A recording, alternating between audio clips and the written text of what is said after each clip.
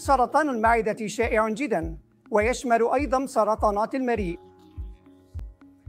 مع التغيرات الديمغرافية التي تحدث في السكان، هناك اتجاه متزايد لانتقال سرطان المريء نحو المعدة، مع تزايد حالات السرطان التي تكون من نوع الغدية في منطقة التقاء المريء بالمعدة، بدلاً من النوع الذي كان شائعاً سابقاً، وهو سرطان الخلايا الحرشفية في الجزء العلوي من المريء. يلاحظ سرطان الغدة في الفئة العمرية الأصغر، خاصة حول منطقة التقاء المريء بالمعدة، لدى المرضى الذين يعانون من السمنة والمدخنين ومدمني الكحول. عندما نتحدث عن جراحات الجهاز الهضمي العلوي، وخاصة سرطانات المريء والمعدة، فإن معظم المرضى في تشيناي، وخصوصاً من السكان المحليين لدينا، يأتون في مرحلة متأخرة جداً.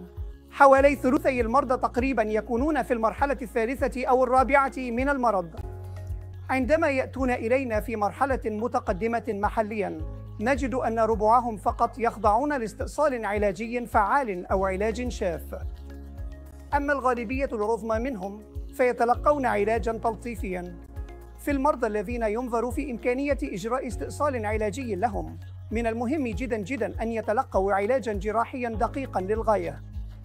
ويتم إجراء الجراحة الدقيقة في المؤسسات التي تضم أشخاصاً مؤهلين تأهيلاً عالياً ويقومون بتقنيات متقدمة، بما في ذلك الجراحة بالمنظار أو الجراحة الروبوتية. الجراحة الروبوتية والجراحة بالمنظار ساهمتا في تقليل مدة الإقامة في المستشفى وتسريع التعافي بعد الجراحة. لقد أحدثت الجراحة الروبوتية المتقدمة ثورة حقيقية في علاج السرطان، لأنه من خلال التشريح الدقيق للأنسجة أصبح بإمكاننا تقليل الأذى الذي يلحق بالأنسجة إلى الحد الأدنى، وهذا بالتأكيد له ميزة واضحة في تسريع تعافي المريض. يشمل طب الأورام إعطاء العلاج الكيميائي والعلاج الإشعاعي، ومؤخراً العلاج المناعي. إن الجمع بين جميع أشكال العلاج قد حسن نتائج هؤلاء المرضى.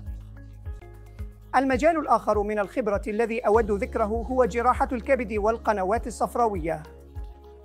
تشمل جراحة الكبد والقنوات الصفراوية الجراحات غير المرتبطة بزراعة الكبد، بما في ذلك استئصال الأورام الخبيثة في الكبد، وكذلك استئصال البنكرياس للأورام الخبيثة. لقد تم إجراء استئصال البنكرياس بالمنظار، كما أن الجراحة الروبوتية قد أتاحت لنا. بفضل الجراحة الروبوتية أصبح بإمكاننا إجراء تشريح دقيق للأنسجة وفقاً للتركيب التشريحي، بالإضافة إلى إجراء المفاضلات الجراحية بدقة، وقد أدى ذلك إلى تحسين تعافي المرضى ونتائجهم. شكراً لكم.